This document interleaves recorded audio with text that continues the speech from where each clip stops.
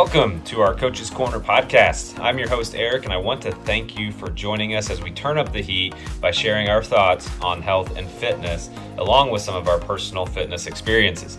Each episode, we'll be covering a wide variety of topics related to overall health and fitness with a no-fluff, real talk perspective.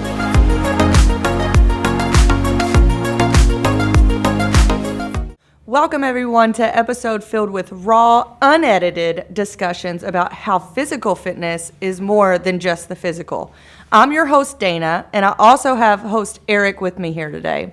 Our special guest on this episode also doubled down as one of your favorite hosts. Everyone welcome fitness coach turned behavior change specialist, Amy Zerwanka. Hey everybody.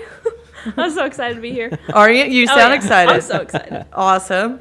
Before we start into our rapid fire questions, I'd like our audience to get to know Amy a little bit better. Amy is a wellness coordinator for Well at Humana. She has a bachelor's degree in public health science and exercise science. She's a certified personal trainer, certified health coach, behavior change specialist, weight management specialist. It goes on and on and on.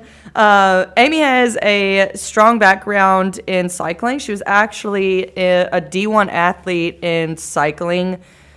Am I saying this right, Amy? Cyclocross? Yep, cyclocross. Who even knew? Like, did what is cyclocross? Let's It's tell us an what underground community. No, not really. It's like you're on a road bike, but it's thicker tires. It's kind of a hybrid between mountain biking and road biking. Probably closer to mountain biking. It's a lot of fun. So basically, you taught someone everything today, but it sounds like an awesome sport. Amy's been in the fitness industry as well as coaching for over 8 years. Some of her favorite things to do are running, hiking, of course, cycling, taking her dogs to local coffee shops, restaurants, breweries. You can literally see them all over town in Louisville. So love Polly and Pippa. Please follow my dogs on Instagram. We thought we'd push that. So if you haven't, though, they're really cute. Seriously, you got to follow them. They have better outfits than I do. All right, Amy, so we have rapid fire questions. We open every podcast this way. It gets us all a little loose and shows us a little bit more about you. So today we have 15 questions. We usually do 10, but you were special. Get ready. All right. So in rapid fire questions, it's going to be quick answers, no no thinking. They're usually one word, short answers. Are you ready? Yes. All right, here we go. Rapid fire. Question 1, coffee or tea? Coffee. Gatorade or Powerade? Gatorade. Strength or cardio? Cardio. Favorite movie? Shrek. Middle name? Elizabeth. Favorite pop artist growing up? Pop. Kesha. Books or audiobooks? Books. Sausage or pepperoni? Pepperoni. Gum or mints? Gum. Instrument or sing? Instrument. Favorite color? Pink. Hot pink. Light pink. All pinks. Road bike or mountain bike? Right now, road bike. Nightclub or neighborhood bar? I'm gonna go local brewery. Nice. Favorite exercise movement?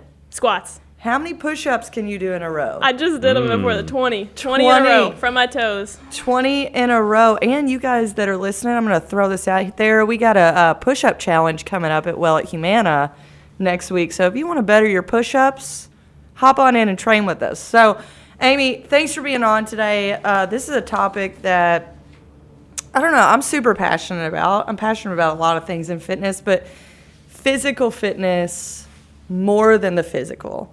We're going to break that down for you today, but first I'm going to kick it over to Eric to introduce the topic and to pick Amy's brain a bit.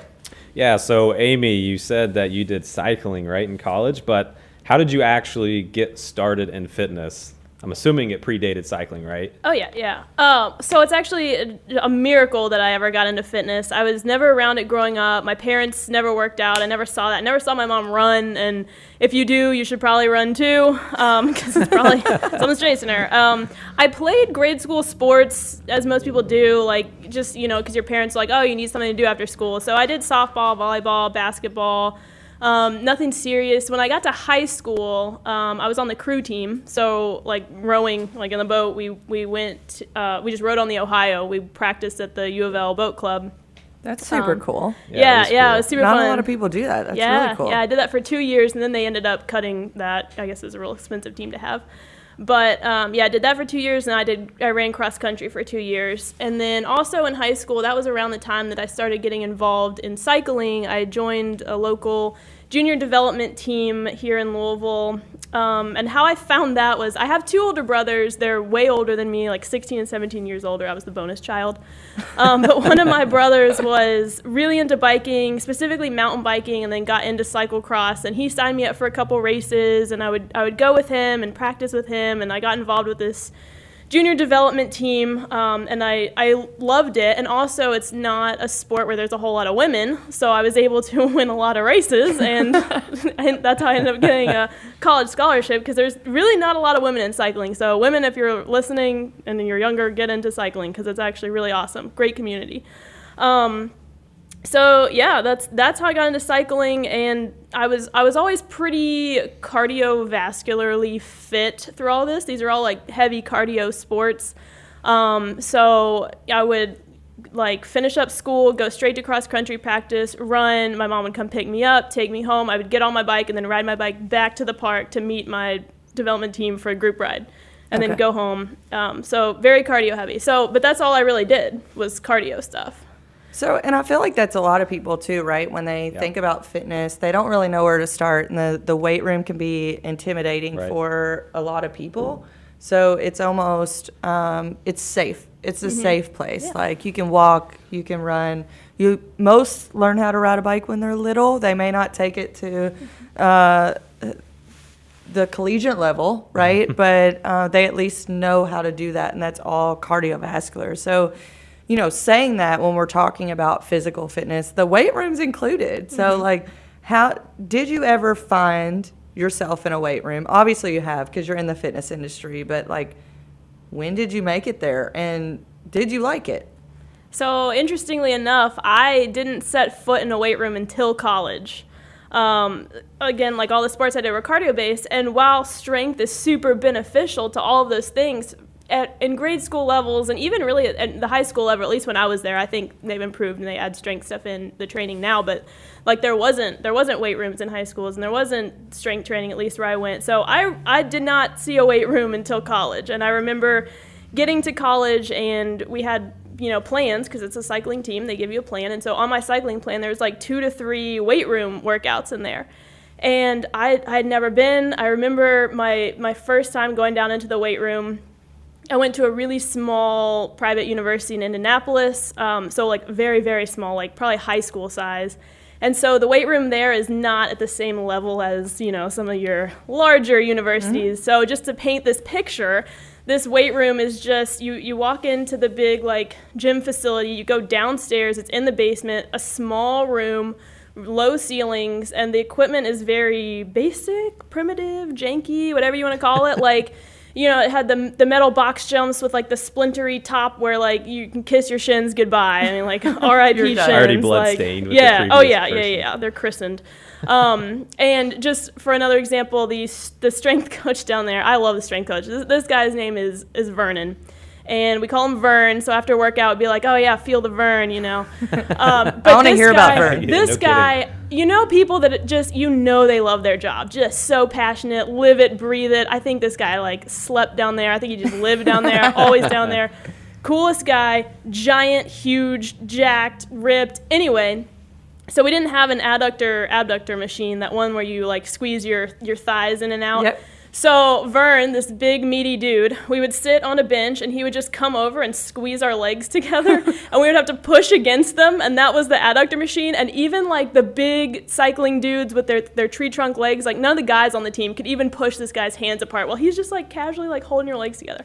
And then he would like slowly release so you could get the eccentric contraction. But yeah, it was that basic. But I loved it. I loved going down there. I loved the energy. I loved the people. I loved everything about it. And I loved how I felt after strength workouts, because it was not something I had ever experienced. It was so different.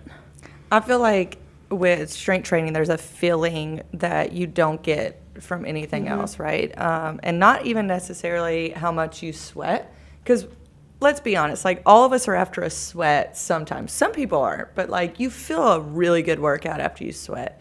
And a lot of times you won't sweat that much when you're just strength training. Or maybe you will. Like, how hard are you really going, right? But there's something that it gives you, strength training gives you, that cardiovascular exercise does not. It's that strength. It's like, man, I feel powerful. I feel empowered. And I could do anything. So, like, what did you feel like when you left that weight room? I guarantee you felt like, I can throw my bike around and do whatever I need to do. It empowers you to do different things. You start to not only look better, because that is a result of the work, right? But you start to feel better in other areas. But some people don't like fitness. They don't like it. Like, it doesn't matter, right? Like, it doesn't matter. Like, they'll tell you, like, I don't want to work out. I don't enjoy. They'll even go in and work out and still hate it. Yeah, right? Exactly. Like, kudos to those people, because like your discipline is getting you here because you hate this stuff. So what do you say to people that don't enjoy physical fitness? Or maybe what would you say to them?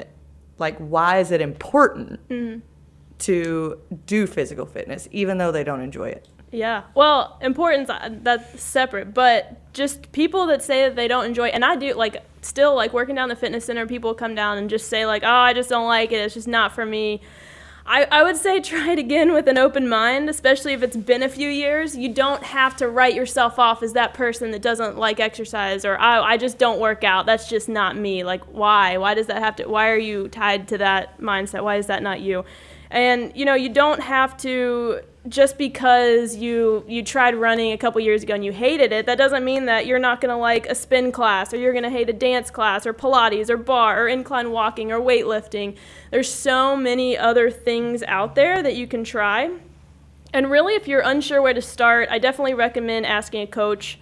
Talking with a coach, they can explore options. They could write you a plan specific to you, talk about things that you like, talk about things you don't like. Maybe they'd open your mind to something that you've never thought about or haven't tried. Maybe if you had a plan together, that would help. But another call out too is people think that, like, working out is this 5 a.m. 3-hour gym session, and that's not really the case. The best time to work out is the time that you're actually going to work out, and it also just doesn't have to be this big, long production. So if you don't like getting up in the morning, you can try a lunch break workout, or you could try after work. And you can also just get a great workout in 15 to 30 minutes. You don't have to feel like, oh, it's this 2-3 hour time commitment, because that's daunting to a lot of people. And it's like, oh, I don't even want to attempt that. And then I got to shower, and then I got to whatever. It's such a big chunk out of my day. And really, you know, physical activity doesn't even have to be in the gym setting. It can be walking, getting outside, riding your bike, cutting the grass, chasing your kids, walking your dog. Like, there's so many parts to physical fitness. I doubt that there's anyone that truly hates every imaginable type of moving, a type of way to move your body, because there's so many. So I would just say, right, and try some things. I've heard a quote before. I don't know who said it. And for anybody that this is their first episode they're catching, I am not the fitness professional in this room. The quote was, like, people don't like doing what they're not good at.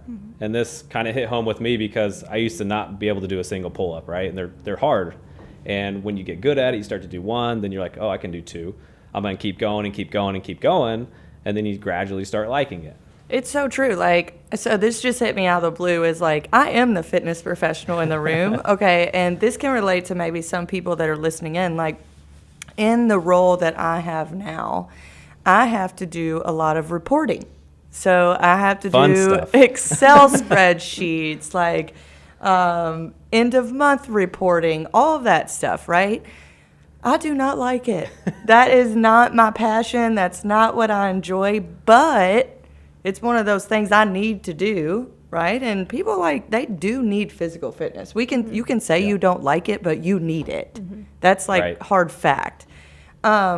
Reporting, my job needs it, like, no matter if I like doing it. And what I've seen over time is, like, I've started to do some training on it with people that do know what they're doing. And it's so true, because you don't like doing what you're not good at. And I wasn't good at that. That's why I didn't like it. Right. So I started working with some people that are, like, really good at that stuff. maybe like an hour every other week, and they're showing me like some cool tips and stuff. And now, like, I'm doing pivot tables for everyone that knows that out there. And it's one of those that it's like, it's starting to be fun because, not fun, I'm not going to say fun. It's starting to get not so agonizing because I'm getting better at it, and then I want to see what I can do next. That is the exact same thing that happens in the gym. That's what I'm feeling right now with pull-ups. I have never in my entire life, even as a fitness professional, I've never been able to do a pull-up. And this is my year. I'm giving myself all year to do one pull-up. Right and on. I got a little pull-up plan. Everybody hold her accountable. Yeah, a couple coaches have written me some plans that I'm pulling some pieces from, and that's my goal. I want to do one pull-up. And I always hated it, and I always hated pulling movements. But now, like, I feel like I'm getting stronger in them, and it's exciting, and it is exciting looking forward to because that pull-up. You're trying something new that newness is uncomfortable, right? And let's go back to something you said, Amy, that really hit me was like we talked about last episode, like, can you get a good workout in 30 minutes? And I basically said yes. And you said, your workouts, everyone gets this misconception again, going back to that topic, but that, you need an hour in the gym to see some kind of physical change or any type of change. And that's not true at all. Right. But it's also one of those things where you automatically say, well, I'm not the fitness type. It's exactly what you said. Well, who said that? Who ever told you that you couldn't be? Maybe just because you haven't been in the past, but... And even if they did, why'd you believe them? Yeah, who are they, right? Who are they to tell you who you are, right? And it's one of those, like, it goes beyond what you're doing in the gym. You're starting to characterize yourself as, I am this and I am that, instead of being open, what we said, to potentially learning a new specialty and becoming someone completely different, right? Not that you need to change, but if you wanted to. So, Amy, how do you feel, what do you feel are some of the benefits that people experience that are outside of physical change? Because we're talking about today, physical fitness is more than the physical. Yeah. What are some consistent changes that people can expect to see when they increase physical movement? I think the biggest one is, well, first of all, just the sense of accomplishment. When you set a little goal and you reach it, the feeling that you get from that is so incredible. If I know everyone's not a morning workout person. I happen to enjoy it. Not me. But like when you get up in the morning and your alarm goes off and you turn it off and you get up and you get dressed and you get to the gym and you do your workout, and then you shower and you get ready for the day, and like you just sit down at your desk and you're just like, wow, I did that. I do know that feeling. That feels so good. And then that carries into like, all right, I'm gonna check these emails. Here we go. It's like the whole attitude changes completely. So I am not a morning workout person, but because of some obligations that I have in the morning, there's 2 days a week that I'll train in the morning. And again, I'm still not a workout person in the morning, but I will tell you the way I feel after is like I can accomplish the world. Now, 2 p.m. hits a little harder, but it's going to hit hard anyways, right? But this stuff that you've got accomplished, like it starts to transcend into other areas of your life, like into your work life, into your relationships, into your self-confidence. I think that's a big one that people don't touch on is like with physical fitness, like you're actually changing a lot of your mental self-talk and how you feel about yourself. So what are some other things that you've seen beyond physical change? So there's a quote that I really like, and it's, I don't know how true it is, but I really have found it true in my life, but it's like how you do one thing is how you do everything. So, if you set this goal to work out and you start changing, you start making these small changes in your life and you start becoming more disciplined, well, then you kind of start to become a more disciplined person in other areas. So you're working out, you're feeling good, and you're like, you know what? I should eat a salad. Like, I think that would make my body feel pretty good. And like, you know what? I should drink some water, and it just starts, maybe I'll clean up my house because I'm feeling good. I got some energy. I'm going to clean up, declutter my mind a little bit. And so it carries over that that self-discipline, there was also another quote, and it was that self-discipline is the highest form of self-love.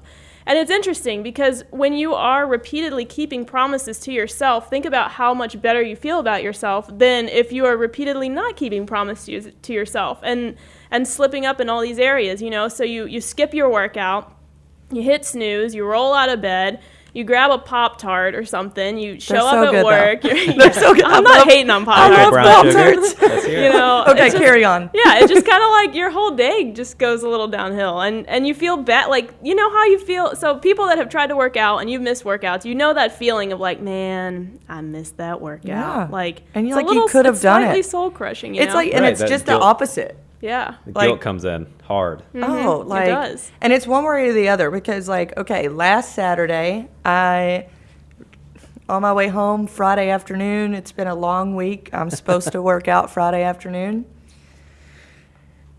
Gym's coming up on the right, and I'm like, I'm gonna go.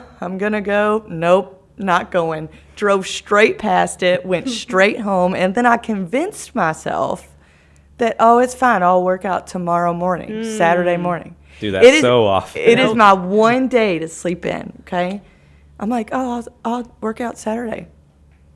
Saturday came around, I'm like, nah. Yeah, that's another thing in that willpower book that I read, and it was like we regard our future selves and like we have a higher regard for that person. But it's like, if you don't want to get up today, what are you gonna change? What's gonna be different tomorrow? Why Nothing is your changed. bed gonna be any less warm and comfortable tomorrow? I hear Dana Just say that rip all the time Band-Aid when off. people are saying, "Oh, I'll start working out next month." Why? She's Why? always like, "Why not do it now?" Your body doesn't know. Yeah, I don't right? know it's Tuesday, girl. It's only gonna be harder. And it's just the opposite because Monday, okay, so we had that little debacle on Friday, didn't go Sunday, felt like crap about it. It was like, what are you doing? Monday rolls around, long day at work. I realized on my way to the gym I didn't have my headphones. And I'm like, oh my God. Like, I can't do this. Got to listen to the ambient. And I needed to noise at the run. gym. I needed to run a few errands. I'm like, okay, I'm gonna run these few errands. I'm gonna stop by home, pick up my headphones, and I'll go to the complex that's right down the street. So I get home. Every ounce of my being was like, "You're home. Just stay here. Like, don't go." And I tuned it out and was like, "I'm going." I was in a terrible mood, by the way. Grabbed my headphones, went to the place down the street. It's like super close. I had probably the best workout I've had in a couple months probably, and I didn't want to do it. And what I'm trying to say is, like, the hardest part was getting there. Mm-hmm. Like, every part of me did not want to go. I was already home. I already ran my errand, so I had nothing to do. I literally had to go home to pick up my headphones and go back out. But once I did it, I swear my mood was uplifted by like 45%. I was in a great mood the rest of the day. I felt good about myself and finished my Monday on a good note. And it's like, all from a workout. That sparked. So when you said like, oh, I didn't want to do it, but I got there, you just get there. So I've done that before. Like with going for a run, I was like, I do not feel like running today. Like, I'm just gonna get dressed and I'm just gonna walk. I'm just gonna go for a walk. But by the time you get dressed and you're outside and you're like, I'm here. Like I'll just do 1 mile. Like I'll just do a little jog. And then I ended up doing like 3.5 or 4 miles, and I felt awesome. But it's like sometimes you just need to take that step. Sometimes you just need to tell yourself, I'm just gonna go to the gym and I'm just gonna walk on the treadmill today. But like 9.8 times out of 10, once you're there and you're in that environment and you kind of just get in that headspace, you're gonna end up doing more. It's just getting there. A little hack here for Dana's situation, something I do often because I always forget water bottle, my plan of what I was supposed to do at the gym. I'll leave my car running, so I have to go back out. Now, assuming you're not in an area where your car's going to get robbed, but yeah. you have to be quick, right? So you have to go back outside. So therefore, you're like, well, I'm back out here. I'll go to the gym. That's a very like good tip, that. actually, because I think what people often think of fitness professionals too is that they always want to work out, and it's really quite the contrary because we spend all day with you.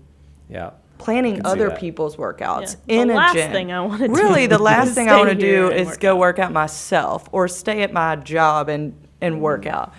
I mean, that is a perk, let's be honest. Yeah. But we're the same too. We are humans, but I think every person on the planet really does know from as much research has been out that you do feel better after a workout. But can we talk about, and Amy, I'm going to touch on you with this, I'm going to come back to you, is how does that, when that happens time and time and time again, how do you feel like that affects someone's life over time? Like, it's different if, like, you feel good after a workout one day, but if you get, like, disciplined with it, like, I feel like it's the snowball effect of exercising, like you mentioned, right? You're going to start drinking more water. Other things will happen in your life. So I do want to talk about physical changes that you mentioned when we stepped away from that for a little bit. What are some things that if people start to consistently change habits, what are some experiences outside of physical change that they'll see? Well, within physical change, so we have our obvious ones. We have, the reduced risk of heart attack, managing your weight, lower your blood pressure, reduced risk of type 2 diabetes, lower blood, all that stuff, stronger bones, all awesome stuff. But outside of that, yeah, absolutely. You can transform who you are as a person just by changing one simple thing. Adding in workouts, adding in, drinking more water. Yeah. I mean, it could be anything, right? Like, I noticed that in a lot of people too, because you see, and COVID especially, since everybody's gone, we didn't see anybody for a while. You see people that completely transform their body physically, and you see them in person. Now they have a pep in their step. Now they just seem happier overall mentally. it's so much of confidence. Yeah, you know, exactly. like, I mean, you see people a lot of times that come in to work with a coach one-on-one, and they want to have physical changes. But, you know, our job as coaches is to understand someone's why. Like, why do you want to lose 10 pounds? And it's not just the weight, right? Yeah. Once we get there, once we find out your why, maybe it's that you are aging and you have young grandkids and you want to be able to play with them for longer than 10 minutes. You want to be able to get on the floor with them and then get back up. Maybe you are going to your 10-year high school reunion and you want to lose 10 pounds Right. because, you know, one, you want to look better, but what's that going to do for your confidence on how you feel amongst your peers? Maybe you're going through a breakup, or maybe you're trying to find someone new and want to pour back into yourself, Right. that you let slip away because happy in love, you usually put on some few pounds, right? Real easy to get content. You're happy Yeah. and you're content and, you know, you're doing other things. So that piece is like, everyone has their why for that, but a lot of it is usually further than just Yeah. the weight. It's usually more about how they feel about themselves, and that is one, confidence, self-esteem.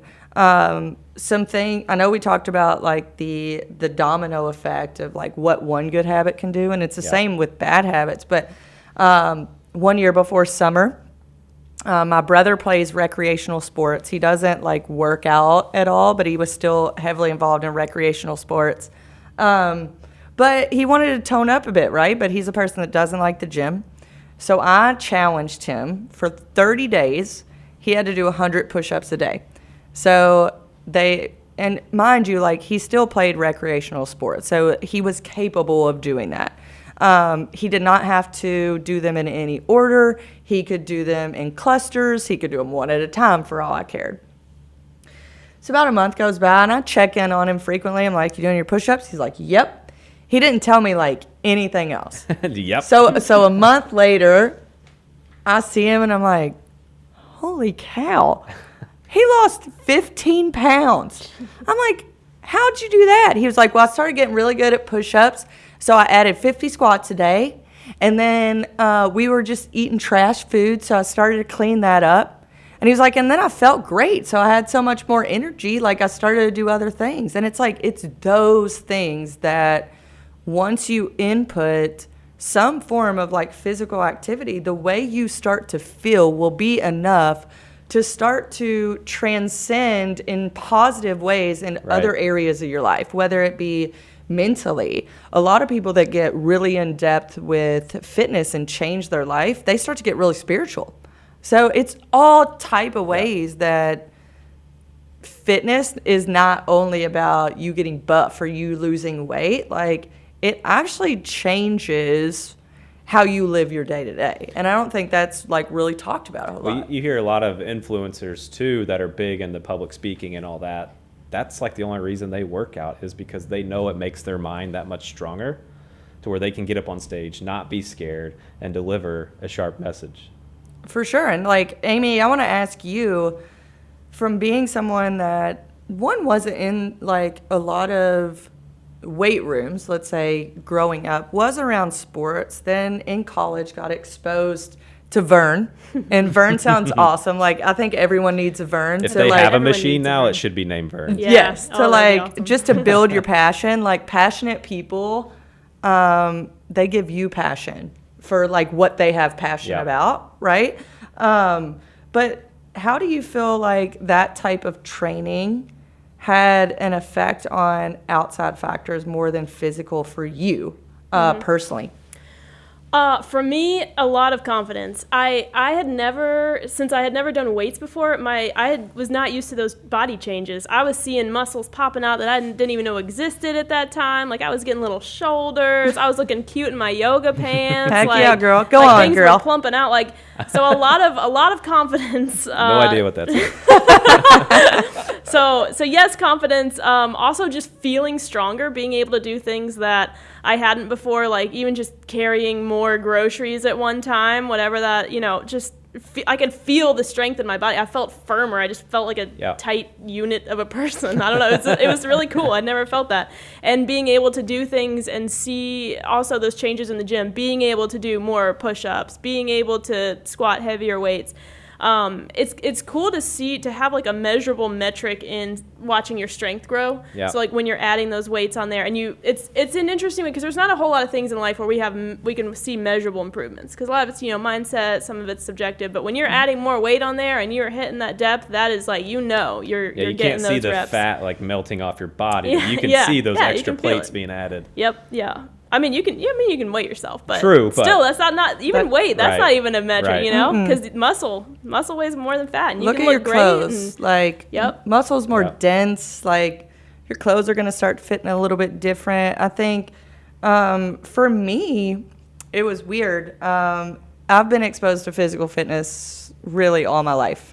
Grew up as an athlete, played collegiate sports. This is my passion. So I'm Vern. I feel him. He is speaking my language. That is your new office name. Yeah. But something that I've had to learn is like, I always did so much training because like I had to growing up, and then it was a passion of mine. And then it was like one area of my life, like throughout my 20s, things are spiraling out of control. I don't know what I'm doing. Like, my arms are like frailing up. You can like, see her right now. yeah. She's literally Yeah. flailing her arms Like, around. I was so lost, but fitness was one thing I could control. And I think like fitness for me for a long time, mostly throughout my 20s, was like, it was control for me. I could step into the gym and control everything around me. Control like my sets, my reps, like all of that. And then in my 30s, I'm trying to make myself older than I am. In my 30s, now it's been more about like enjoyment for me, not so much control, because I feel like everything else in my life is a little bit more controlled. It's a little bit more settled Yeah. than throughout my entire 20s, where now it's like I'm almost getting bored with traditional fitness. So it's like, why don't you find something else you enjoy? Like bringing the joy back to something. Yeah. So like in each journey of your life or each touch point, like something physical may look different for you. Just because you were a bodybuilder doesn't mean you can't buy a road bike. And I think people like, they put themselves, Amy mentioned it earlier, in this box of fitness, where I think what we're looking for is physical fitness to be more than physical. Like, let your avenue of like working out, let it inspire you to do something else, to take on a challenge. Because for me, athletics have come easy, but like I've never done a cycling bike that's like not stable. So maybe that's that's not like concrete. So like maybe that's what I do next. I don't know, but I do want to touch on like one more topic is not going really in depth with this, but because it can go down a rabbit hole. But people are listening to this that may not be in physical fitness yet and are like, that's great. You all can say all this, but you have a background in it. You had a Vern growing up. For me, it was just like, it was my first love. Eric, like, huge golfer. You were at least exposed to this stuff. Like, some people genuinely feel so intimidated to do any of it that, like, it makes them ill. What would you say to that person?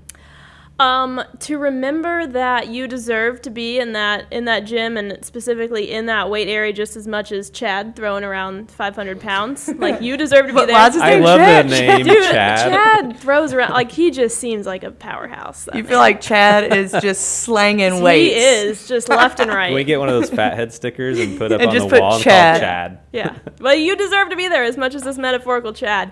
And I think a good place to start is getting a plan ahead of time, whether that is finding a little something online, whether that's meeting with a coach, just having something so that you don't just walk in there and, like, look around all scared and then end up on a treadmill. Like, have a direction of where you want to go. And then once you get in the gym, and also in that plan, kind of know generally what you're doing. So whether that's, again, meeting with a coach to walk you through the workouts so you feel a little bit more confident in the movements and the form, or whether that's pulling up a YouTube video, no shame in that. But, you know, knowing what you're going to do and setting up yourself a little space. So find your little bench, find the weights that you're going to use, and set up your station. And don't block everyone else out. This is your workout. This is you. Don't worry about Chad. Like, and most of the time, Chad's looking at himself. Yeah, Chad is looking at himself, Chad's not busy at grunting. you, right? He doesn't care. Yeah. And no another thing, one like, cares. for some of you that haven't heard us before, check out the previous episode because it kind of goes into what you can also avoid and some of that knowledge that you can find that Amy just mentioned. Yeah, for sure. Amy, I love your advice. I'm going to get Eric's take on this. As we close this episode out, what can you tell someone that's super intimidated to even step foot in the gym? So I've been there. Yeah. That was me in the past. Yeah, I'm into golf, but let's be real. Golfers don't work out very hard. They may do some stretches, some light work. You said but that. He said it. Yes, he said. I mean, Tiger Woods may have changed the game, but that's different. So the first thing, now that I've been in this space, what I would have done differently if I went back was to talk to the trainers because they're going to put that plan in place for you. And they're going to walk you through how to use the equipment because most people go right to the treadmills, right to the ellipticals, right? Because they're scared of weights. They're scared of all these big chads in there throwing weight around. So they don't want to even want to step in that area. But yeah, just go in, talk to a trainer. They're going to walk you through what to do, how to do it, and then they should put a plan together for you. I don't know if all the coaches are as great as ours, but that's what they should do. Awesome. My take on it is simple. It's along with Amy's, you deserve to be there, but also everyone is uncomfortable starting something. Like, I do love the quote, get comfortable being uncomfortable, but more or less, like, take the risk, take the leap, take one step in it, one day at a time, and it will start to build a habit. So my advice is make it to the gym.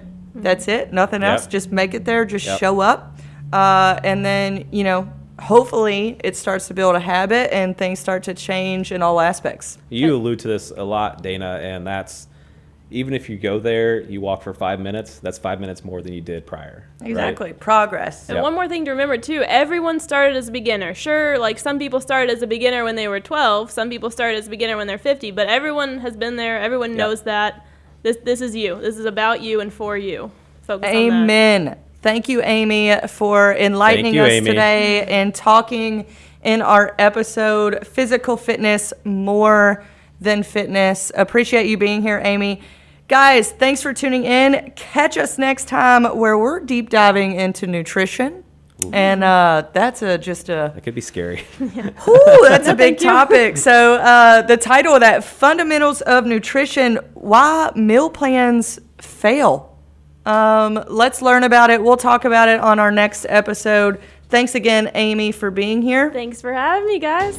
All right. Thanks, guys.